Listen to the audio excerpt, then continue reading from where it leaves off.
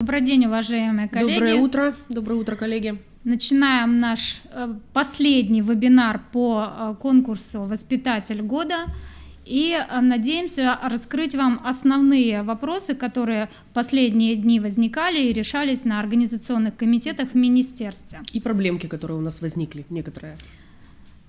Вебинар, напоминаем, что проводится для наших участников, ну и их групп поддержек, в том числе руководителей муниципальных органов управления образования.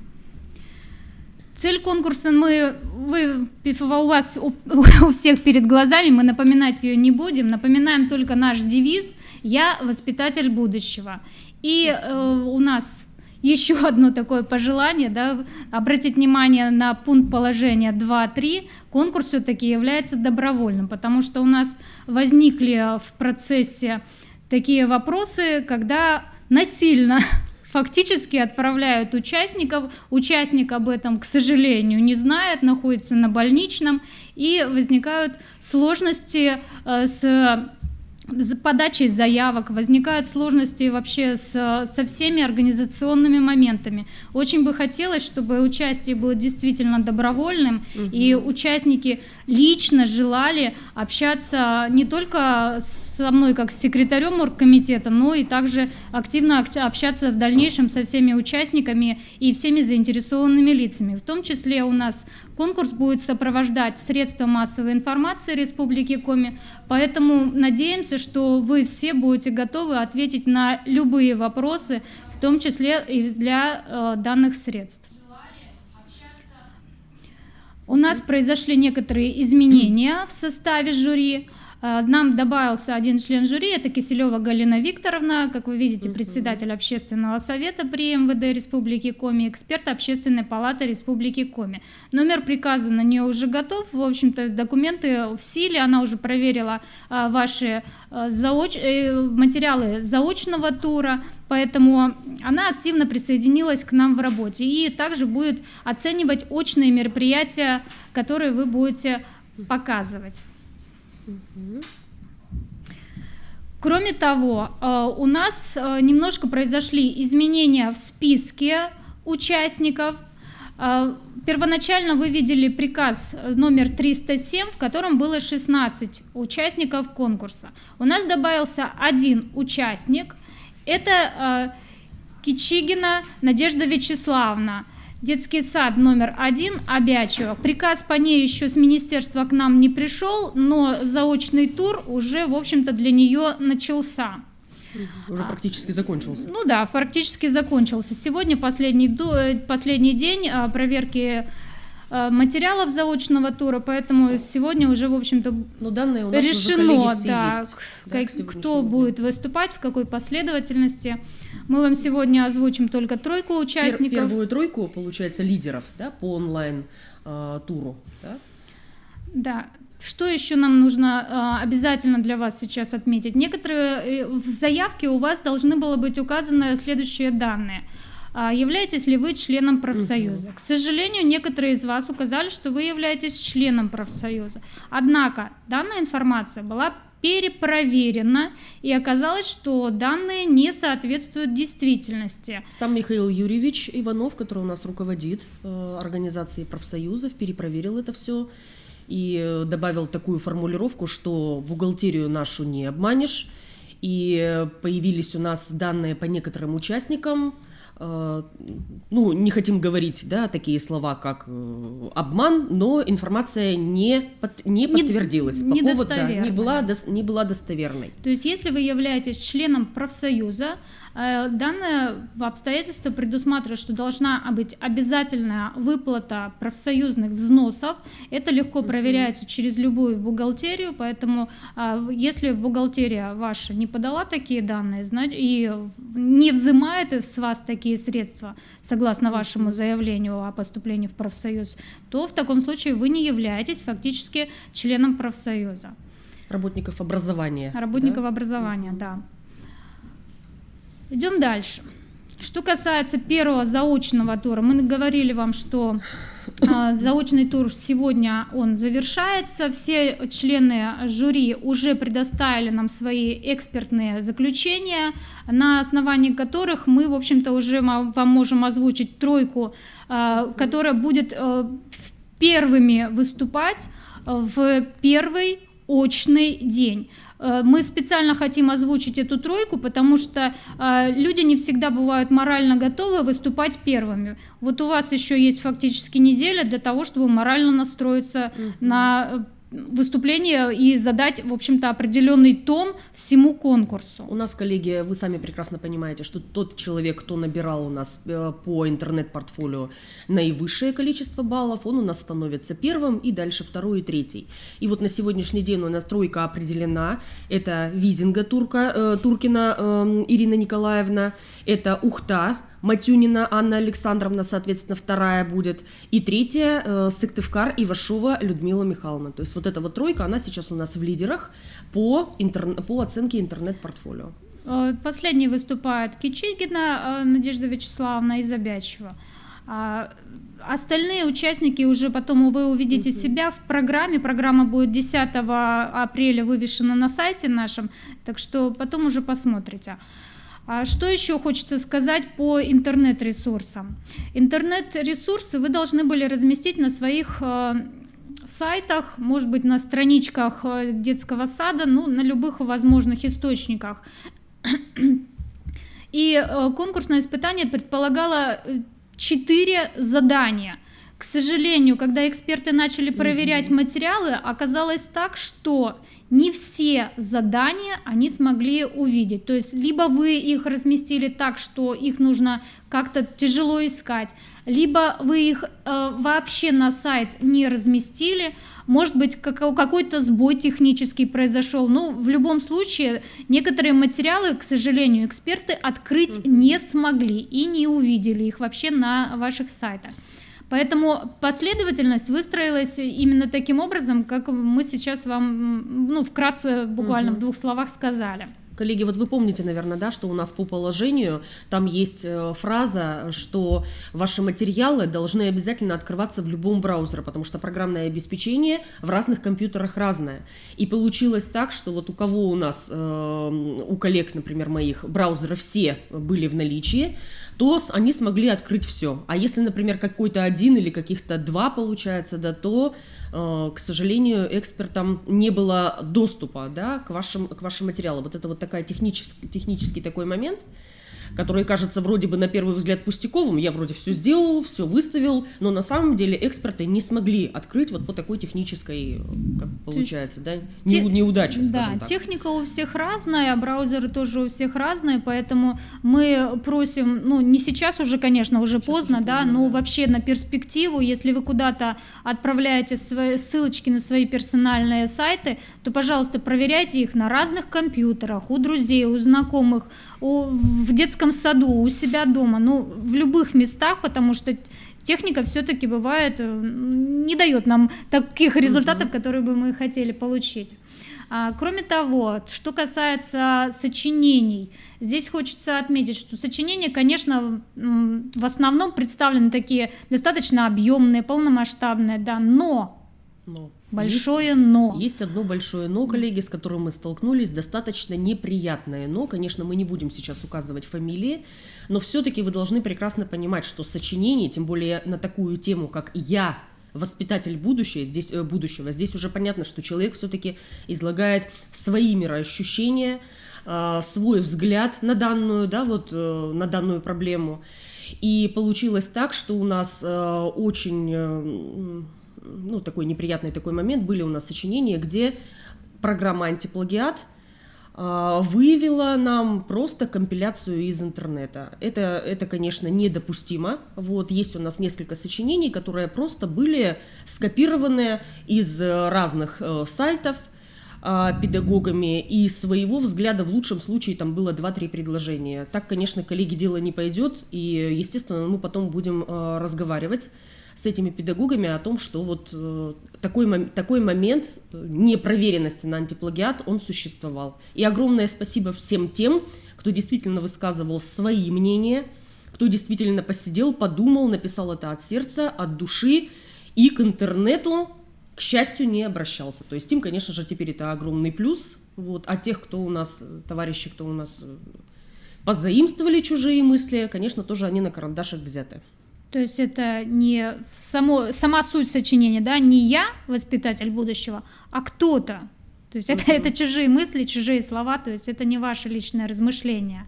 А мы на всякий случай вам еще указываем бесплатную проверку на антиплагиат. Вы, пожалуйста, ей пользуйтесь. Там определенный объем слов можно только подавать, поэтому возможно, что в течение дня, скажем так, поэтому возможно, что если материалы большие, вы будете их проверять по кусочкам в течение нескольких дней. Но, тем не менее, результаты она выдает очень даже хорошо. Ну и самое, наверное, страшное и я имею в виду стрессовое, то, что больше всего педагоги ждут увидеть, да, и со страхом его ждут, потому что непонятно, когда начало точно, непонятно, когда концовка, вообще в какие дни мероприятия, что проходит, хотя в положении указаны определенные сроки, но без временных рамок. Сейчас мы вам указываем временные рамки.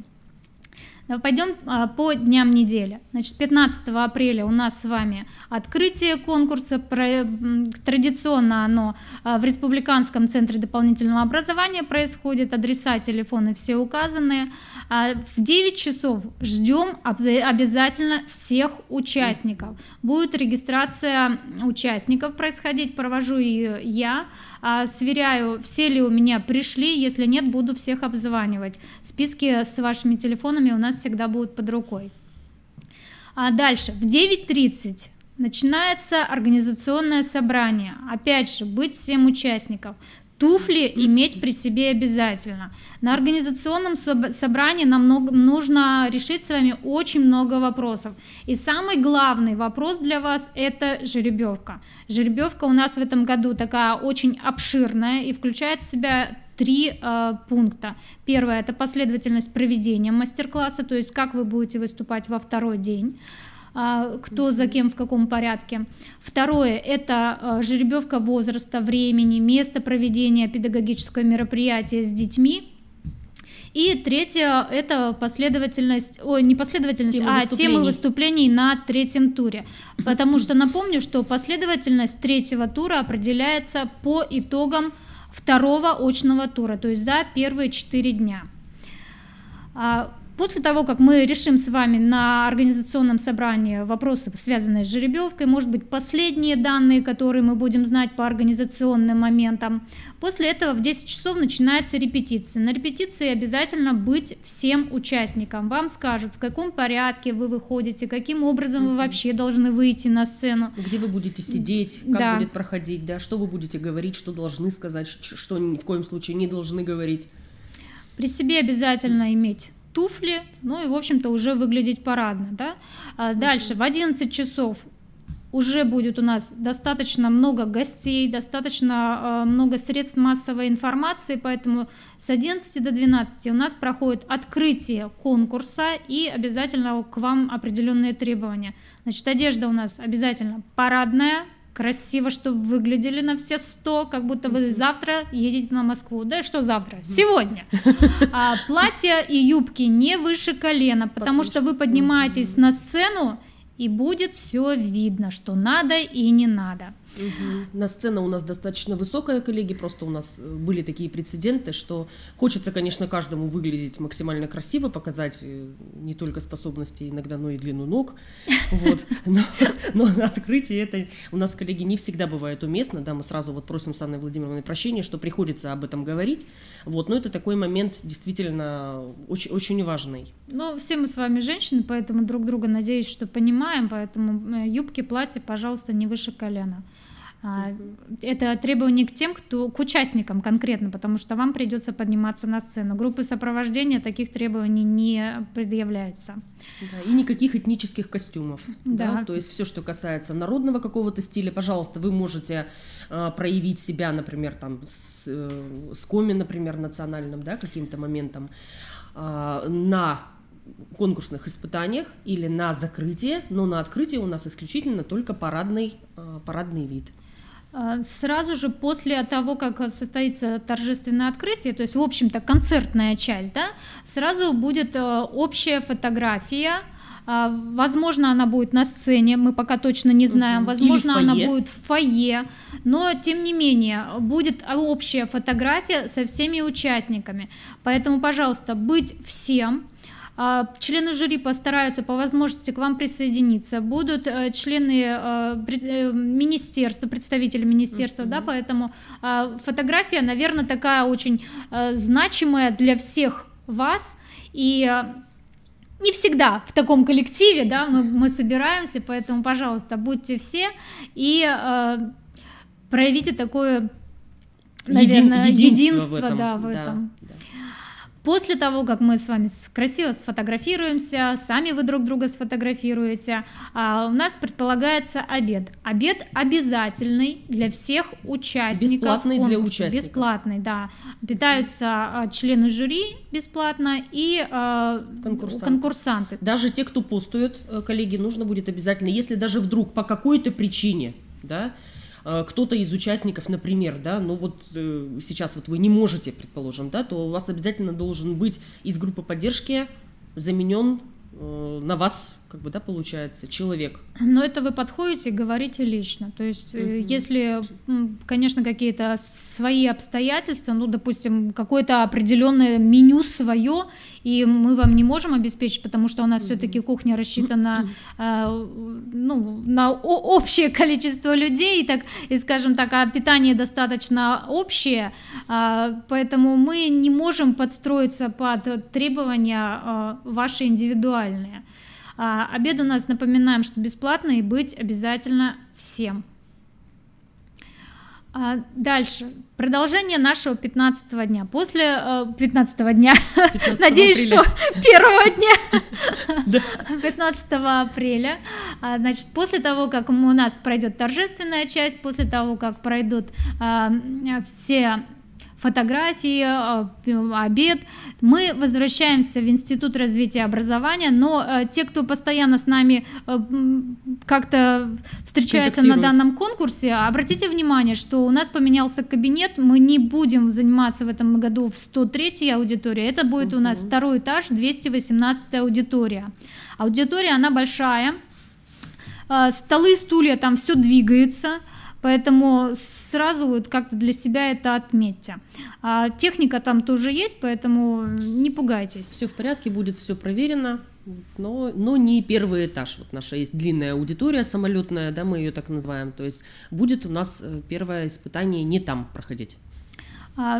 Конкурсное испытание «Мой успешный проект» начинается с 2 часов. Ориентировочно, если у нас 17 участников, и мы взяли ориентировочное время, то есть которое заявлено в положении для проведения самого мероприятия, то есть это 10 минут, и плюс 5 минут для ответов на вопросы жюри, то есть примерно мы с вами заканчиваем после 7 часов.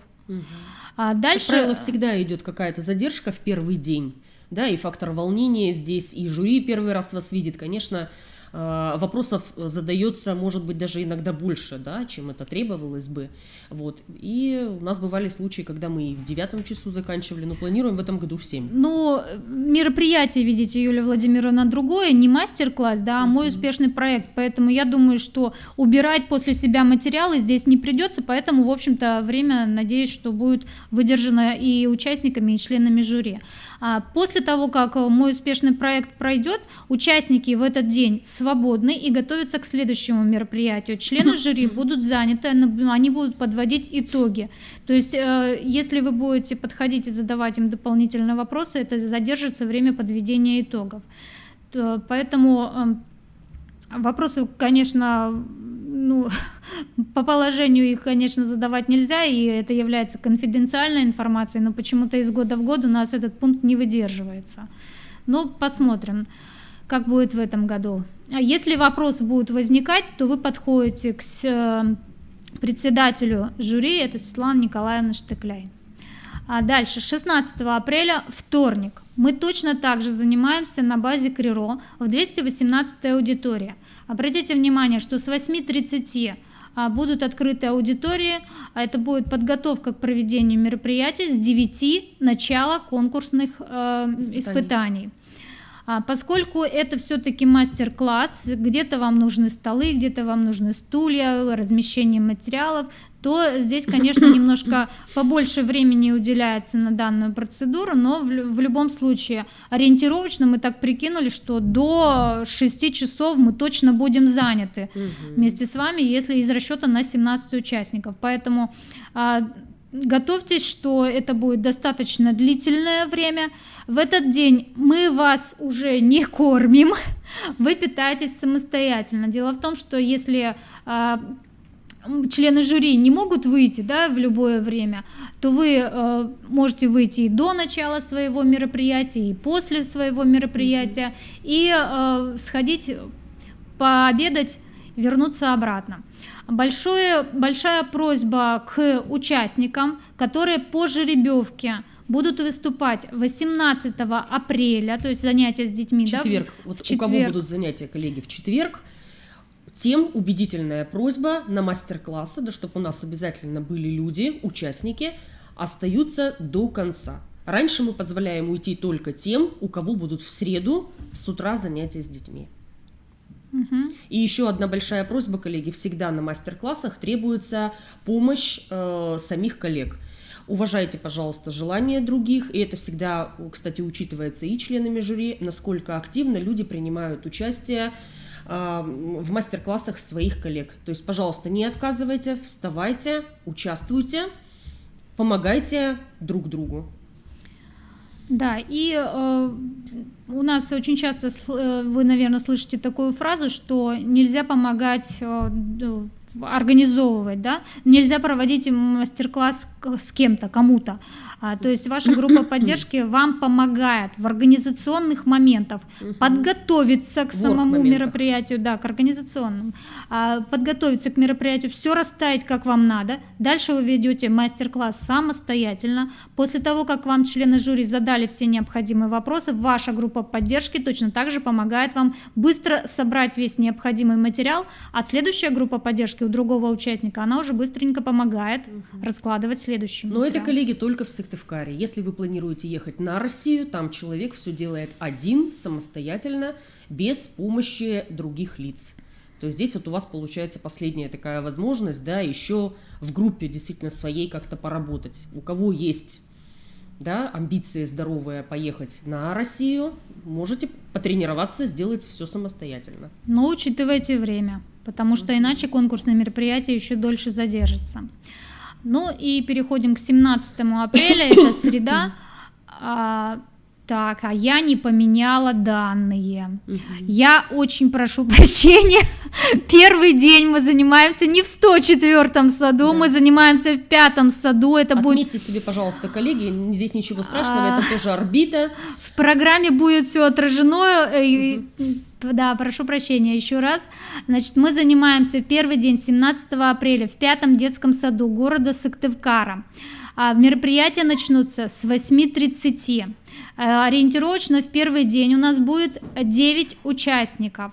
А дальше предполагается кофе-пауза. Кофе-пауза для участников будет платная, поэтому, пожалуйста, с собой носим денежку.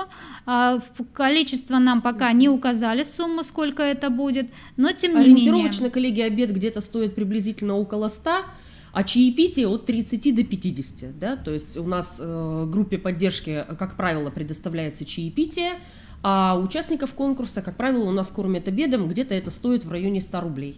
Вот, так что будьте готовы в этом плане. В прошлом году был обед 150 рублей, поэтому так что ориентировочно, 200 рублей у вас каждый день должно быть на всякий случай в кармане. Больше, конечно, никогда не бывает, слава богу, но тем не менее.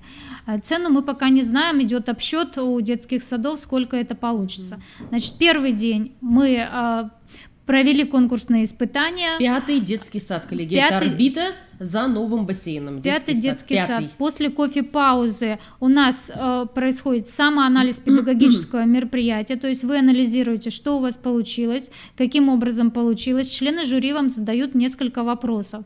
Ну, если захотите, будет проведена экскурсия по детскому саду. Детский сад 5-й, он новый, поэтому, наверное, там есть что посмотреть и какие-то интересные вещи для себя отметить. 18 апреля, опять же, прошу прощения, да, детский сад номер 104, это тоже орбита. Конкурсные испытания точно так же начнутся с 8:30, и здесь участников у нас будет 8, поэтому время, вы видите, немножко раньше заканчивается. Здесь нам обещали и кофе-паузу, и обед, поэтому, естественно, это тоже платно, с собой финансы не забываем. Точно так же произойдет самоанализ педагогического мероприятия. Ну и, если необходимо, будет экскурсия по детскому саду. Детский сад 104 нас уже неоднократно принимает, поэтому, возможно, кто-то из вас уже и был в этом детском саду. После этого мероприятия участники могут быть свободны и готовиться к следующему конкурсному испытанию. Члены жюри возвратятся, обратите внимание, не в среду, да, они голосуют, а уже после того, как вы проведете все мероприятия свои с детьми. Только после этого члены жюри подводят итоги данного мероприятия. Для этого они возвращаются в Институт развития образования, где электронная система голосования, то есть нам нужны всем обязательно компьютеры для работы. Дальше, 19 апреля, пятница. Опять же, у нас очень насыщенный день. Сразу обратите внимание, что, так, я аудиторию не указала, аудитория будет в последний день 103-я. Это самолетного типа аудитория, о которой Юлия наша Владимировна... Да, внизу, на первом этаже, все вы ее знаете прекрасно, с кожаными сиденьями. Говорила уже о ней, да? Обратите внимание, мы начинаем последний день с 8 утра. Иначе нам, коллеги, не успеть к закрытию. Да. Министерство образования нас очень попросило, чтобы закрытие конкурса началось проводиться в 3 часа, поэтому время у нас ограничено. Для подготовки наградных материалов остается крайне мало времени, тем более, что итоги конкурса подводятся в последний день не так уж и быстро. Значит, еще раз.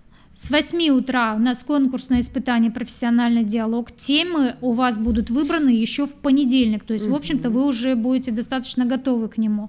Дальше обед, вы питаетесь самостоятельно. В это же время параллельно члены жюри подводят итоги конкурса. Если у вас будут какие-то вопросы к членам жюри, пожалуйста, задайте их на фуршете, иначе мы просто не успеем подвести итоги. Так, следующее, значит, в 13 часов у нас обязательно репетиция для всех участников конкурса в гимназии. Пожалуйста, коллеги, не опаздывайте. Мы все прекрасно понимаем, что вы хотите нарядно одеться. Может быть, даже кто-то хочет успеть в парикмахерскую в час, как штык. Все должны быть в гимназии искусств. Туфли обязательно, ну и торжественная одежда, как уже предполагалось, да, изначально. Здесь уже, если вы захотите, национальные костюмы. Что, смотри, как я сильно готовилась к вам, так спешила, так торопилась, даже год не поменяла.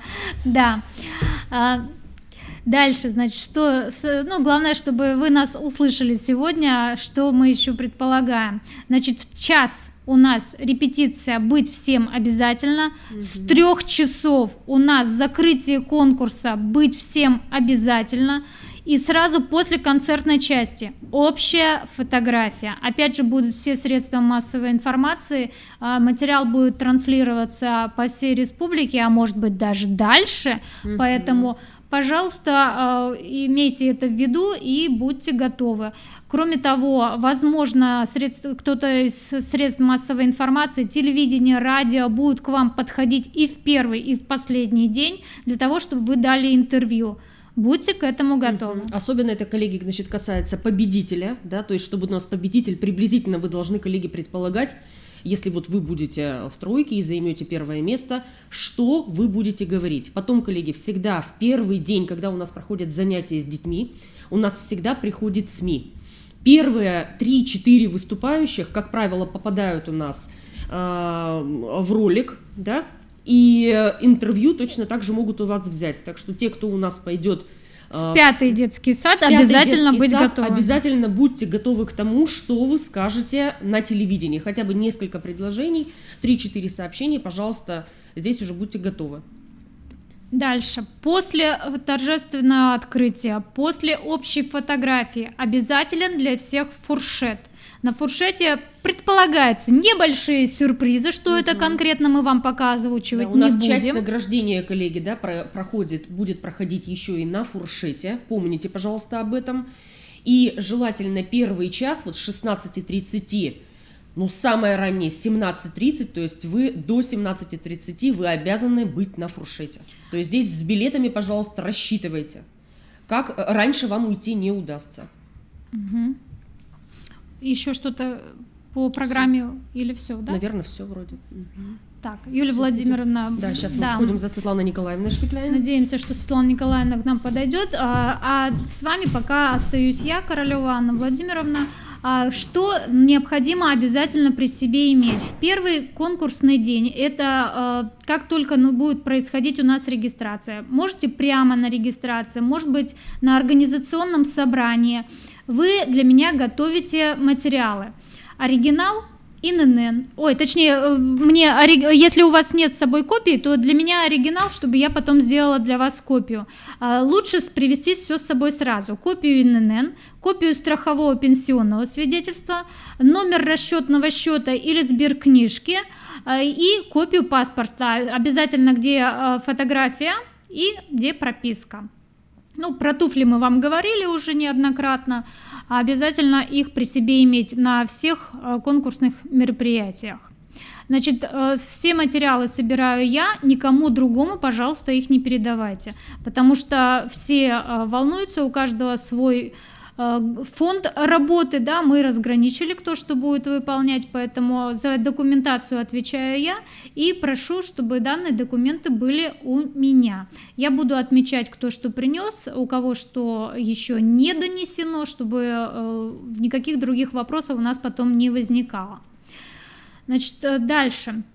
По результатам уже конкурса будут подводиться итоги и будут определены участники и победители конкурса. Победитель конкурса, напоминаю, что получает сумму в размере 50 тысяч рублей, лауреат второй степени в размере 20 тысяч и лауреат третьей степени 15 тысяч рублей.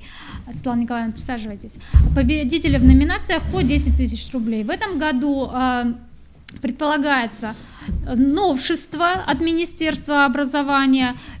Победитель и 2 лауреата получат медаль за заслуги в сфере общего образования. Поэтому это, конечно, большая награда для всех педагогов.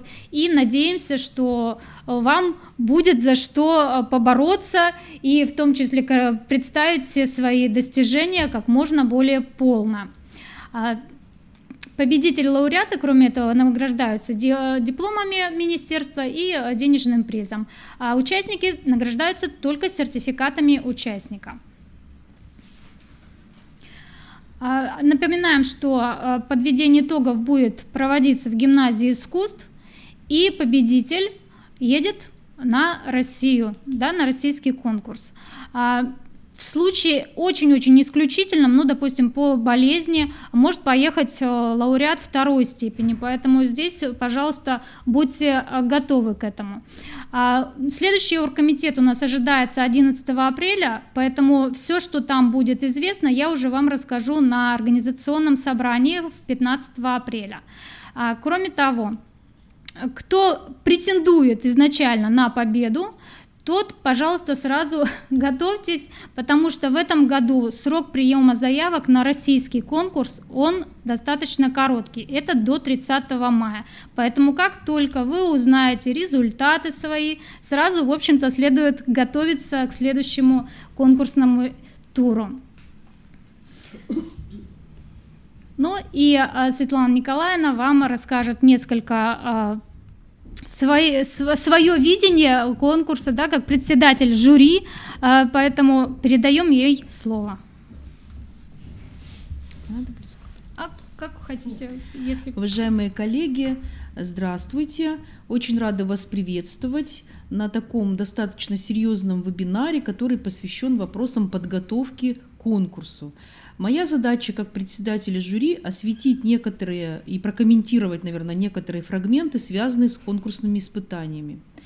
Но прежде всего мы рассматриваем конкурсные испытания, которые называются «Мой успешный проект». Вы все в положении очень внимательно прочитали, какой регламент выступления, какой формат, да, выступления и, соответственно, какие критерии оценивания данного конкурсного испытания. Мне хочется на этом более подробно остановиться. Во-первых, вы в формате уже увидели, что это доклад-презентация. В связи с этим ваши проекты могут быть написаны очень достаточно в большом эквиваленте. Да? Эти материалы могут быть представлены как проекты уже, которые были проведены когда-то, имеющие определенные результаты. Значит, в этом случае, когда вы представляете проект, очень важно сосредоточиться на самых главных частях вашего проекта, потому что рассказывать все о проекте не надо, поскольку вы презентационно его представляете. Это очень важно.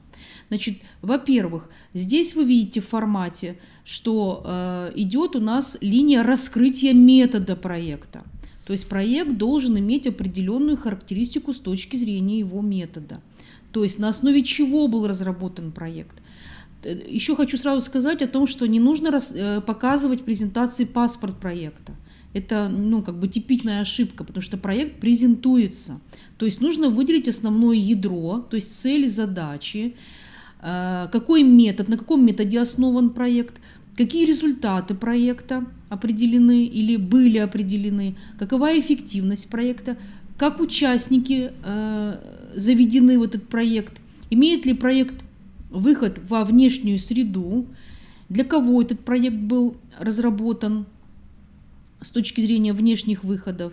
И, безусловно, очень важно рассмотреть, как он был оценен профессионально и общественно. То есть вот эти моменты, которые для вас, для всех нужно очень серьезно учесть. То есть презентация должна быть короткой, но очень существенной.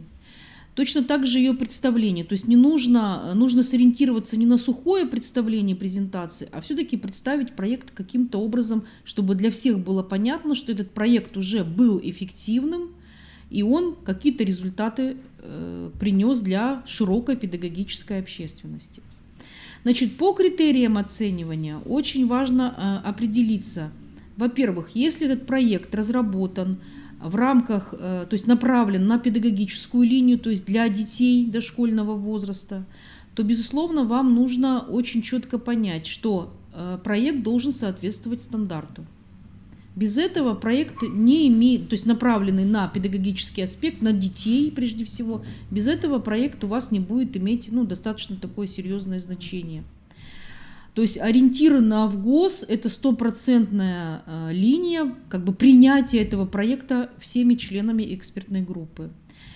Далее, следующий момент. Безусловно, когда мы говорим о проекте как о педагогической составляющей, важно учесть то, что мы не можем в этом проекте не отразить всех участников образовательных отношений. То есть это и родители, и дети, и педагоги, и, соответственно, какая-то общественность, которая, может быть, были участником вашего проекта или каким-то образом соприкасались с этим проектом. Дальше, следующий момент. Очень сложно всегда в проекте отражаются результаты. То есть что такое результаты? Вот мы говорим, вот мы с библиотекой составили план, ходили в библиотеку, и у нас соответственно, такое случилось содружество. Как проект, как тематика проекта, оно имеет место быть. Но вам очень важно понимать, для чего вы этот проект создали и для чего вы его реализовали. То есть если мы ходим в библиотеку и реализуем план, то это один результат. Если мы с точки зрения развития детей говорим, в рамках, например, приобщения детей к читательской грамотности в перспективе, то это другой результат. То есть, соответственно, очень важно понимать, где какой результат у вас определен в вашем проекте. От этого будет зависеть эффективность реализации проекта. Дальше очень важным критерием является как раз взаимосвязь цели и результата. То есть если вы ставите цель одну, а результат у вас другой, проект считается неэффективным. Соответственно, он оцениваться будет по этим критериям. Следующий момент, о котором бы мне хотелось сказать, возможность применения проекта другими педагогическими работниками. То есть вот как раз-таки этот критерий говорит о том, что данный проект, его доказательная база заключается в том, что он либо транслировался уже где-то, был представлен, либо каким-то образом прошел какую-то профессиональную общественную оценку, да, и так далее. То есть это очень важный критерий для того, чтобы не просто вы провели его там на уровне детского сада, там в своей группе, и вот о нем никто не знает об этом проекте. То есть когда мы выставляем конкурсный проект, мы должны продумать о всех составляющих. Да? Что значит, этот проект действительно каким-то образом уже получил какую-то профессионально-общественную оценку. Ну и дальше здесь идет самооценка эффективности успешного проекта. Что такое эффективность? Мы все прекрасно с вами понимаем. Эффективность, мы говорим, это определенное КПД, да, реализации проектов. Следовательно, в проекте, когда мы говорим уже о цели и результатах, должны быть определены показатели, да, той результативности, которая указывает на эффективность проекта. Какие-то показатели будут зависеть только от тех целей и задач, которые вы ставите в своем проекте. Это тоже очень важно подчеркнуть, потому что без показателей достижения цели, да, эффективность рассматривать, наверное, было бы бессмысленно. Ну и, безусловно, культура представления информации. Еще раз обращусь к этому, что проект презентационно должен быть представлен кратко, но содержательно, для того, чтобы все члены экспертной комиссии понимали, что есть там новизна, есть там определенная методика, да, или методы, или технологии какие-то, для того, чтобы понимали, что есть показатели оценки этого проекта, адресность проекта, да, и в связи с этим можно было судить об его успешности. Вот этот очень важный момент, который мне бы хотелось подчеркнуть по критериальной базе. Далее, то есть тут нужно сосредоточиться, на проекте нужно сосредоточиться и очень внимательно поработать именно над презентационной составляющей. Далее переходим мы на следующее конкурсное испытание, это мастер-класс. Значит, мастер-класс, сразу хочу предупредить, мы его не затягиваем. В регламенте у вас определено 15 минут проведения мероприятия. То есть за 15 минут вы должны уложить свой мастер-класс. Это непросто, но как бы на этом нужно сконцентрироваться. Это связано с тем, что, во-первых, ваша профессиональная компетенция должна укладываться в определенный регламент времени. Во-вторых, мы исключаем некоторые фрагменты, связанные, ну, будем так говорить, такой с концертной какой-то деятельностью, которая иногда у нас возникает, да, то есть там мы вначале поем, пляшем, и, соответственно, нам необходимо понять, что же такое мастер-класс. И когда мастер-класс проходит, мы не понимаем, как его оценивать. Поэтому очень важно сократиться до 15 минут и сосредоточиться на той цели, которая стоит у вас в положении. То есть это результаты образовательной деятельности. Это демонстрация лучших методических приемов, технологий в работе педагога с детьми дошкольного возраста. Значит, что хочется сказать по мастер-классу еще? Значит, понятно, что мы работаем в режиме либо общая аудитория у нас, да, либо работа в фокус-группе. Как правило, выбирается работа в фокус-группе. Сразу хочется сказать, у кого очень сложное оборудование для мастер-класса, ну, связанное там с громоздкостью этого оборудования или с достаточно серьезной подготовкой, длительной подготовкой. То есть у вас на все про все, на подготовку 5 минут мы даем. Поэтому, безусловно, очень важно это продумывать, потому что от этого будет зависеть и выбор вашей фокус-группы. Фокус-группа не должна быть большой, то есть это порядка 4-5 человек, не более, Потому что когда мы берем 8, понятно, что мастер обходит каждого, и, соответственно, время затягивается. Но даже не в этом суть, а суть в том, насколько вы будете успешны работать с большим количеством вашей фокус-группы. То есть от 4-5 человек – это максимальное количество фокус-группы, этого будет вполне достаточно. Если вы работаете с широкой аудиторией, то, безусловно, вы готовитесь к работе с широкой аудиторией. Значит, что касается мастер-класса. Мастер-класс условно делится на 3 составляющие. Кто проходил наши курсы, тот очень четко понимает. Да?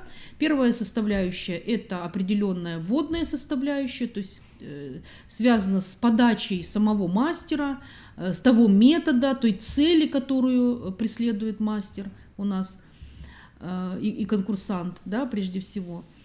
Вторая часть – это, собственно, сама трансляция либо системы методов, приемов, либо технологии, то есть либо того успешного опыта, который вы хотите представить.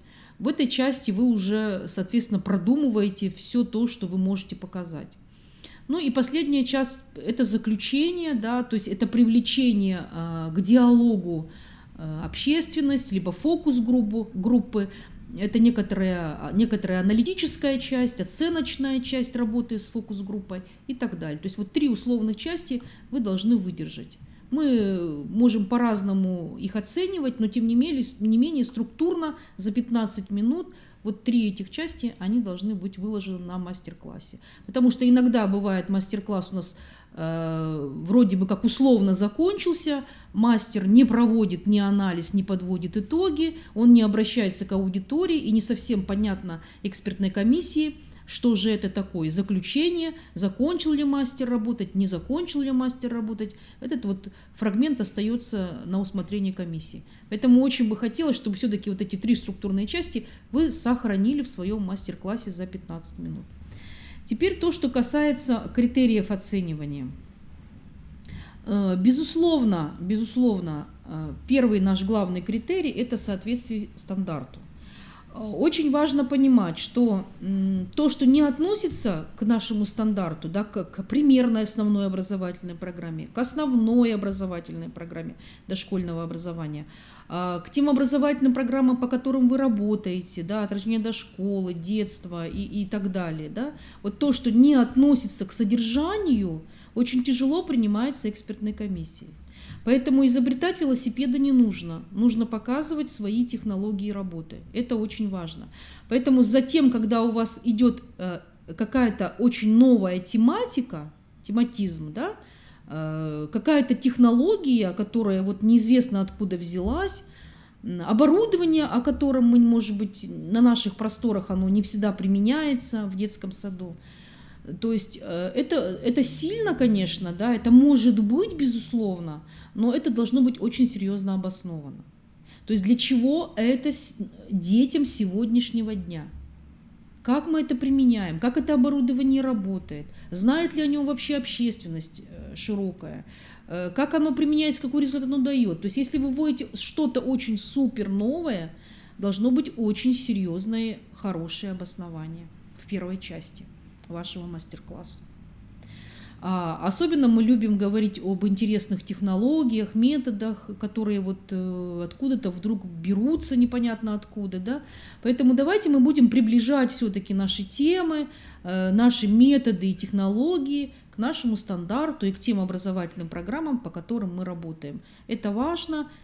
Поэтому хочется, конечно, всем удивить, но даже если вы удивляете, не забывайте о том, а как это сегодня рассматривается в содержании дошкольного образования. И если оно никак не привязывается к содержанию дошкольного образования, то, соответственно, это так и будет оцениваться. Поэтому у нас есть стандарт, у нас есть программы, у нас есть наша деятельность педагогическая, у нас есть принципы дидактические. Давайте мы их будем соблюдать. То, что касается, значит, вот этого первого критерия.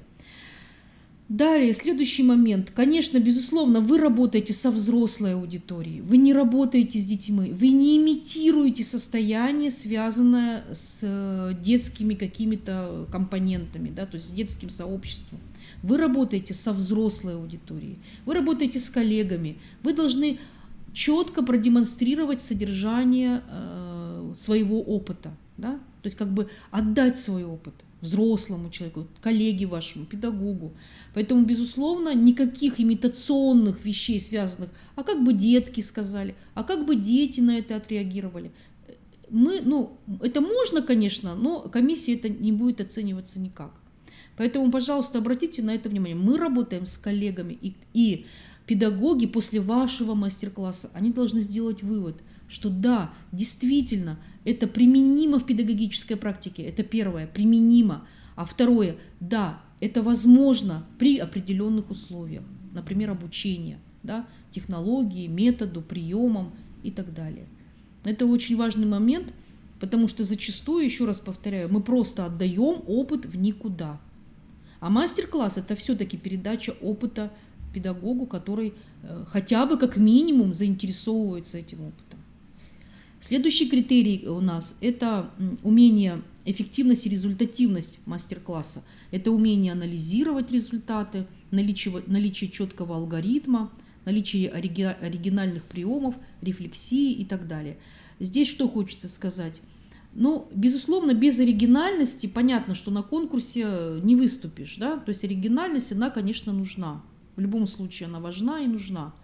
Но хочется сказать, что оригинальность заключается именно в подаче материала, да? То есть подача материала, чтобы как минимум заинтересованность, я еще раз повторяю, возникла. Поэтому оригинальность в этом.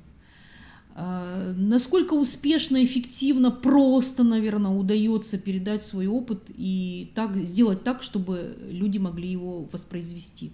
Вот этот очень важный момент, связанный с эффективностью и результативностью. Далее, следующий критерий, безусловно, мастер-класс как форма трансляции методического характера, то есть концентрация в мастер-классе должна быть на методических приемах.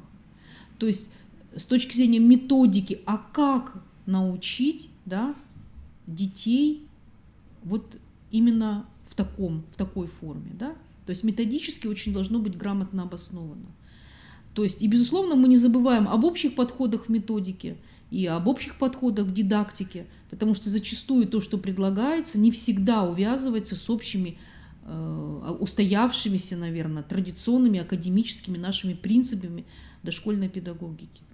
То есть это очень важно, чтобы оно никаким образом не уходило, а наоборот подчеркивало, что да, это просто, потому что вот есть принципы дидактики, да, есть принципы методического характера, вот методика вот такая, но мы вот вводим такие приемы для того, чтобы методика была не сухой, не традиционной, да, а именно вот такого характера. Далее, следующий момент, это, конечно, связанный с оценкой общей культуры. Безусловно, мастер профессионально владеет культурой диалога.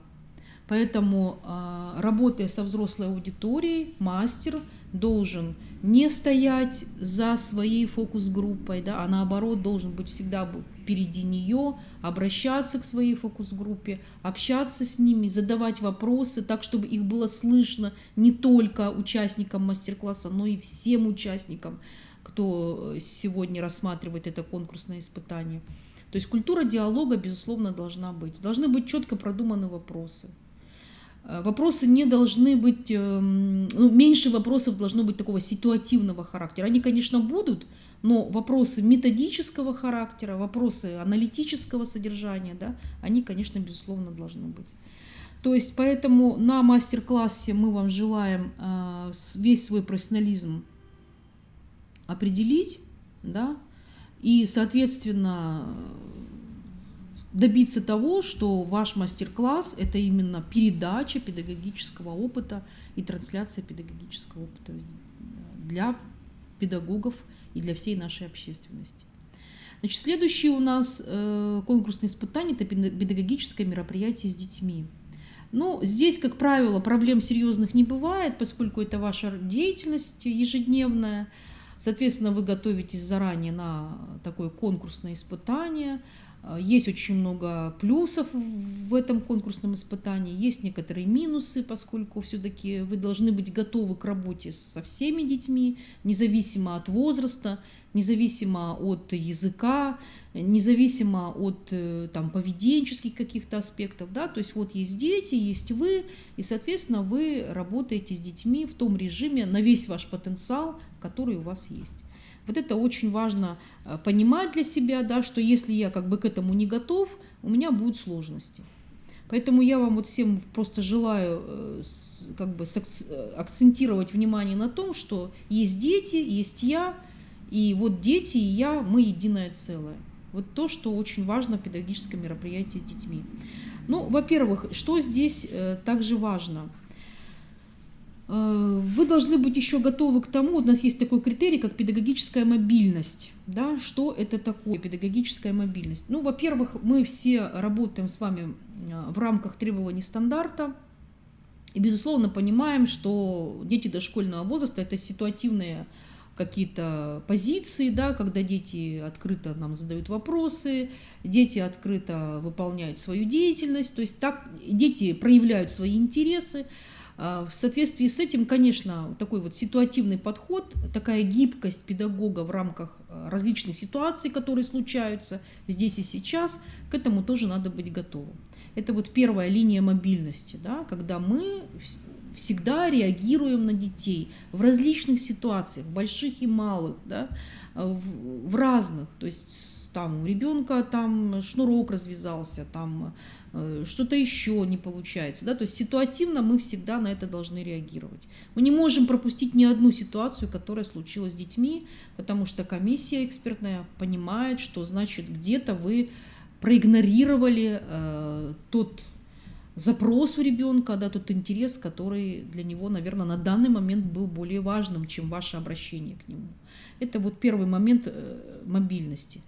Далее, следующий момент, который очень важно понимать, что, конечно, каждый педагог должен быть готов к тому, что ему необходимо будет быстро перестроиться и где-то, наверное, гибко подойти к той задаче образовательной, которая у вас была изначально, скажем, спроецирована эта задача, и подумать о том, как можно провести свою задачу какими-то другими способами. Такая ситуация тоже может возникнуть. И, безусловно, педагог не может проигнорировать мнение детей. То есть все мнения детей должны быть учтены так или иначе, даже если они имеют какой-то, для ваш взгляд, может быть, несущественный характер. И, соответственно, каким-то образом построить траекторию, которая была вашей, да, изначально спроектирована, а теперь станет общей. То есть, наверное, мобильность заключается в том, когда мы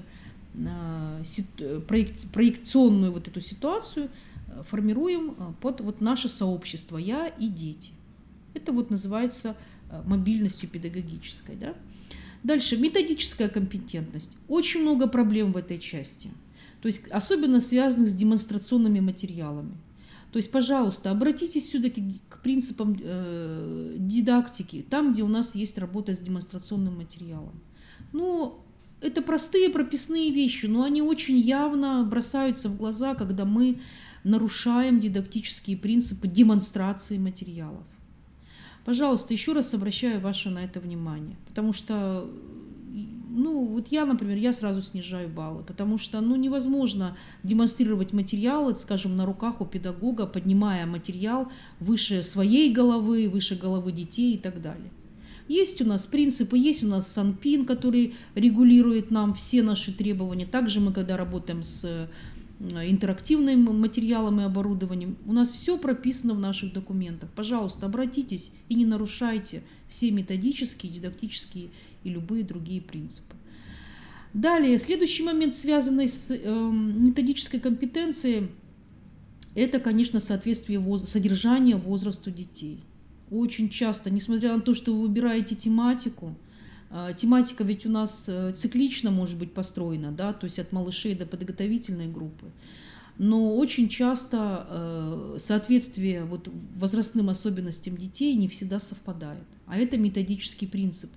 То есть, когда мы рассматриваем содержание и проектируем уже наше содержание на этапе проектирования, да, мы должны понимать, а мы вообще для этого возраста проектируем это содержание или нет.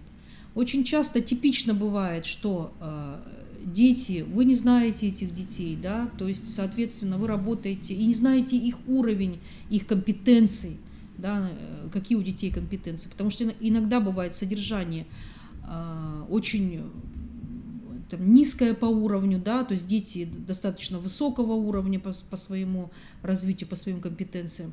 Вы даете содержание низкого уровня, и получается, что вот это несоответствие возрастным особенностям детей, оно бывает вот иногда очень явно отражается. Поэтому, то есть бывает содержание очень заниженного характера, да, то есть когда дети легко справляются, и педагог не знает больше, что с этим делать и как дальше двигаться. А бывает содержание, наоборот, очень завышенного характера, когда дети не готовы к такому содержанию. Поэтому, пожалуйста, где-то найдите золотую середину, и уже на уровне проектирования вот эта золотая середина должна у вас работать. Это вот первое. И второе, конечно, если вы чувствуете, что это сложно для детей, или наоборот, это очень легко для детей, дети справились очень быстро, ну тогда проявляйте вот эту самую педагогическую мобильность, гибкость для того, чтобы как-то двигаться вперед. И, безусловно, у вас всегда должна быть под рукой еще какая-то линия, да, для того, что если дети с этим справились, или дети это отклонили, или детям показалось это неинтересно, у вас должна быть еще в запасе какая-то линия, по которой вы можете также сформировать вот это общее сообщество, это сотрудничество и эту совместную деятельность. Это то, что касается методических моментов. Далее, следующий момент. Поддержка детской инициативы самостоятельности. Ну, об этом мы как бы всегда говорим. Понятно, что, конечно, экспертная комиссия рассматривает вопросы по объему проявления детской самостоятельности. Чем выше детская самостоятельность, тем, конечно, эффекты от педагогического воздействия, они выше, безусловно. Дальше, умение удерживать интерес. Мы все прекрасно знаем, что сегодня у нас нет такой серьезной рефлексии по работе с педагогическими мероприятиями с детьми, нет подведения итогов, вот таких прямых, да, что вот там, что мы делали, как нам делали, понравилось ли нам это, да. То есть вот таких фрагментов мы сегодня стараемся от них отказываться. Поэтому что такое поддержка детского умения удерживать интерес в течение всей образовательной деятельности? Дети самостоятельно вам будут говорить: нам это интересно, да, было интересно, нам это понравилось. И если вы добиваетесь вот этого результата, соответственно, ваши шансы увеличиваются. Дальше, следующий момент. Конструктивное взаимодействие для создания условий для свободного выбора детьми деятельности, материалов и так далее. Ну, мы тоже об этом всегда говорим, уже устали об этом говорить, о том, что, конечно, дети имеют право свободы выбора материалов, интересов, деятельности своей, да, поэтому, безусловно, как вы работаете с обеспечением этого права на детскую свободу, детскую самостоятельность и так далее. Это тоже очень важный момент. Далее хочется еще сказать, наверное, уже сказали мои коллеги о том, что никакого предварительного встречи с детьми, там, каких-то бесед и так далее, естественно, мы не допускаем. Педагог приходит, он должен быть интересен детям. Если он детям интересен, дети на него откликаются. Если откликаются, значит, вы можете провести свое мероприятие. Если дети на вас не откликаются, значит, ваши педагогические приемы, методы, да, как вы будете формировать детский интерес. Все, позиция очень простая. Поэтому настраивайтесь на это, и, безусловно, экспертная комиссия, вот так, как написано в критериях, она, безусловно, будет вот это и оценивать. Далее, третий очный тур состоит из профессионального диалога. Да? Правильно? Сменная обувь еще мы хотели сказать, да? Значит, здесь вот организационный вопрос, Анна Владимировна мне подсказывает, да? Значит, все, кто приходит у нас в детский сад, значит, коллеги, очень просим вас не болеть, во-первых, потому что если только вы приболели, мы как бы вас обязаны отстранить, поскольку вы сами понимаете, в детский сад мы больных не допускаем, ни в каком случае. Естественно, вы не можете проводить свое конкурсное испытание в маске. Ну, просто по этическим причинам, потому что дети вас не поймут. Ну, вот в таком вот случае, да, поэтому, пожалуйста, не болейте. Дальше, следующий момент. Это, безусловно, вы должны быть в сменной обуви. Сменная обувь у вас обязана быть. Также, кто вас сопровождает, тоже. То есть мы приходим в детский сад со сменной обувью. И желательно, чтобы она была сменной, в отличие от бахил, нужно на крайний случай бахила. Да? Но участникам обязательно сменная обувь. Дальше. В детский сад вас не пустят до конкурсного испытания.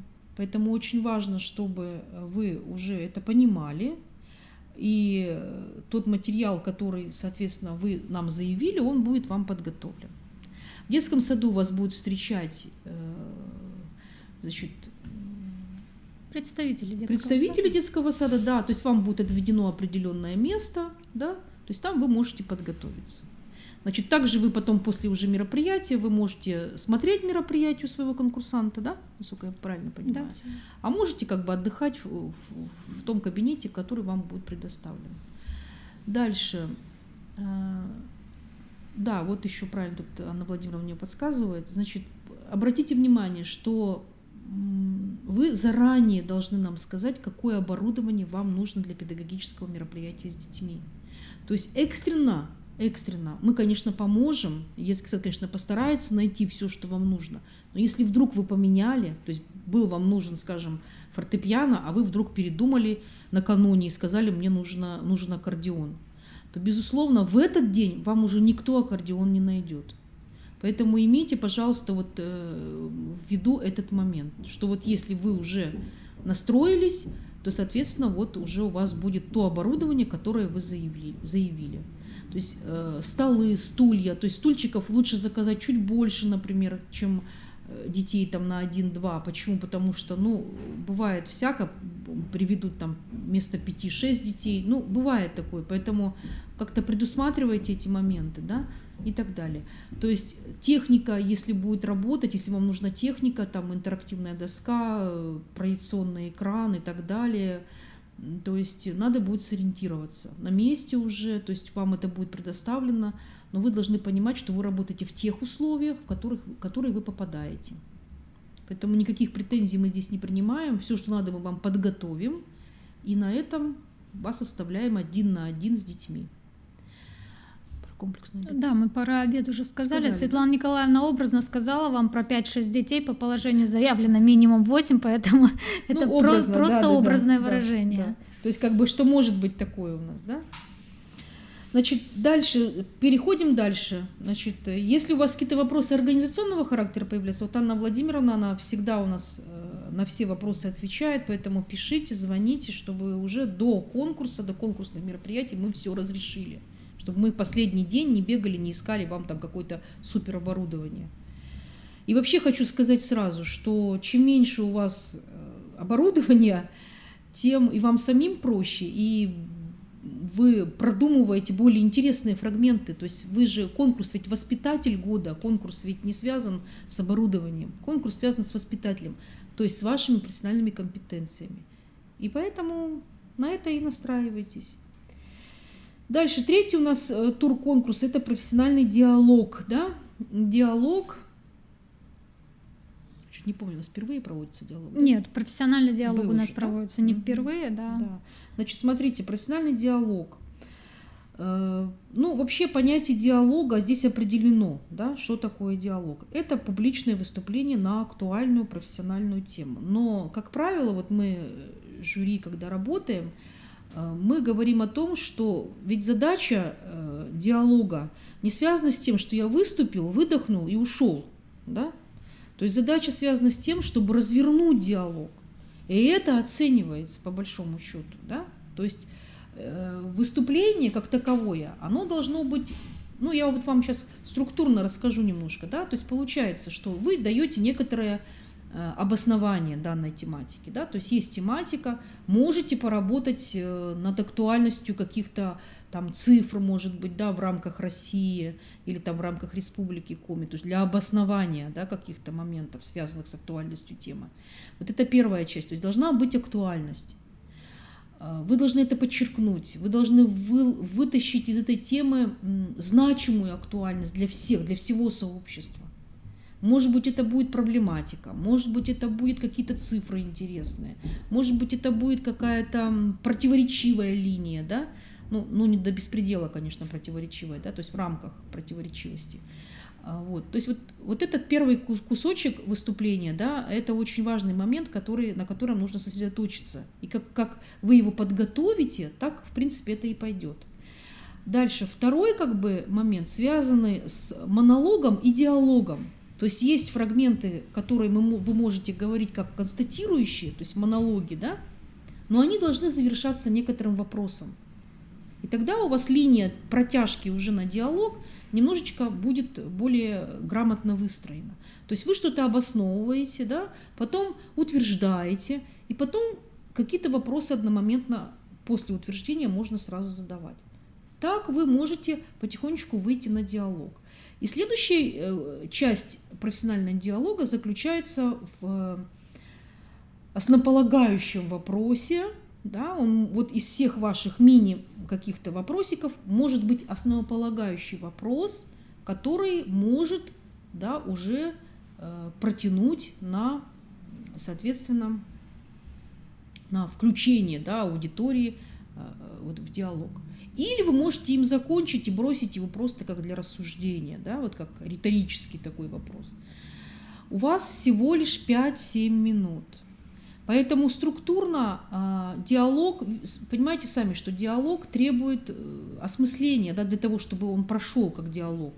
Поэтому вам очень важно сконцентрироваться и, соответственно, все-таки поработать хоть минимизированно с широкой аудиторией. Да?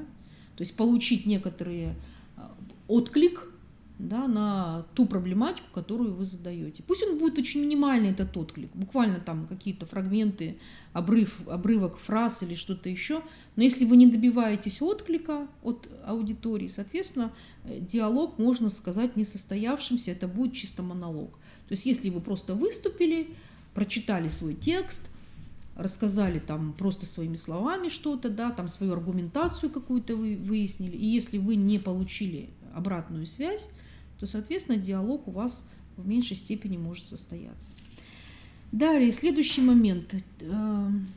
Что здесь важно в критериях оценивания? Еще раз повторю, у вас 5-7 минут. И 3 минуты вопросы жюри. Да? Но как бы обычная экспертная комиссия вступает в диалог с вами, да, после этого конкурсного испытания. Вот очень важно, чтобы не конкурсная комиссия с вами вступала в диалог, потому что если конкурсная комиссия вступает в диалог, соответственно, мы понимаем, значит, что-то есть для уточнения. А очень важно, чтобы аудитория каким-то образом откликнулась на вас. Да? Тогда экспертная комиссия понимает, что да, есть отклик, соответственно, вот какой-то диалог можно считать состоявшимся. Да? Значит, но, тем не менее, конечно, комиссия тоже может задавать свои вопросы. Вот, но очень бы не хотелось, чтобы все-таки диалог состоялся между участниками и экспертной комиссией. Потому что это не диалог, связанный именно с этой формой. Это диалог, связанный все-таки с трансляцией и аргументацией своей позиции. Это очень важно еще уметь вырабатывать аргументы. Что здесь у нас в критериях? Ну, прежде всего, это социокультурная основа современного дошкольного образования. Мы должны понимать, что акцент профессионального диалога, он не просто профессиональный, он профессионально-общественный.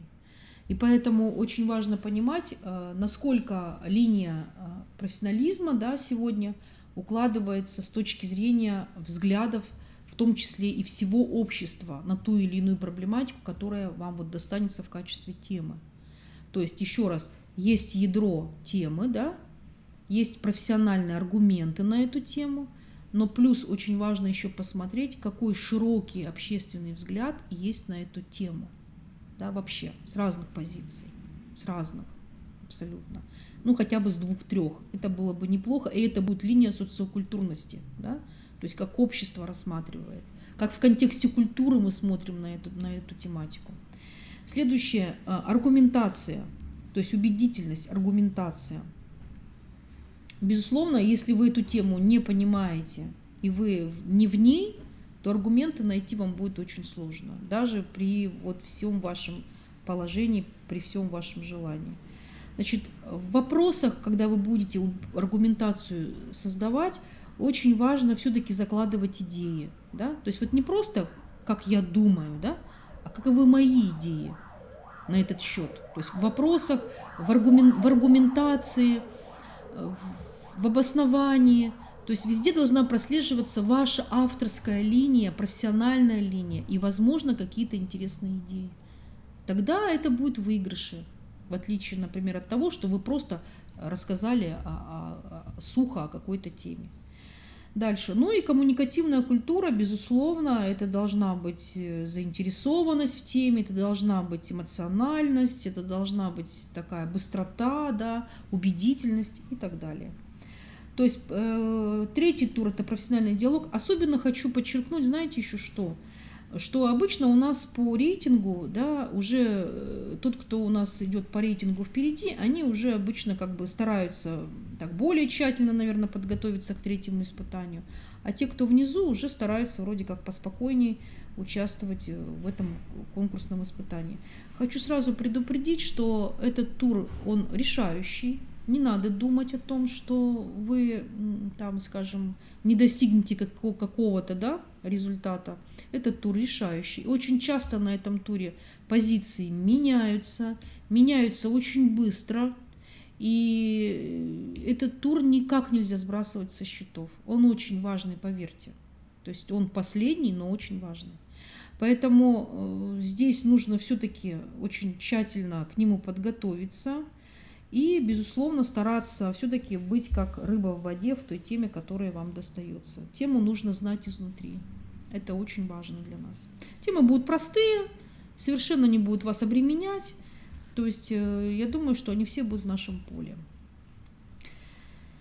Так, уважаемые коллеги, дорогие участники, мы очень рады, что вы с нами уже теперь будете принимать участие в таком серьезном конкурсе, как региональный этап Всероссийского конкурса «Воспитатель года-2019». Наш конкурс в этом году юбилейный. Мы постараемся, чтобы для вас он был праздником прежде всего, потому что, несмотря на то, что это конкурс, все-таки это такая серьезная, интересная площадка для наших встреч, да, для обмена опытом, для демонстрации лучших практик, вообще для общения, для поддержки, для какого-то анализа и так далее. Поэтому очень важно, чтобы мы все мобилизовались и провели этот конкурс с хорошим настроением, с хорошей степенью, наверное, ответственности для всех, для нас. Ну и, наверное, еще много раз его вспоминали. Поэтому мы вас ждем, мы вас благодарим и желаем вам творческих успехов, профессиональных успехов, ну и достойно выступить на конкурсе «Воспитатель года». Спасибо всем большое.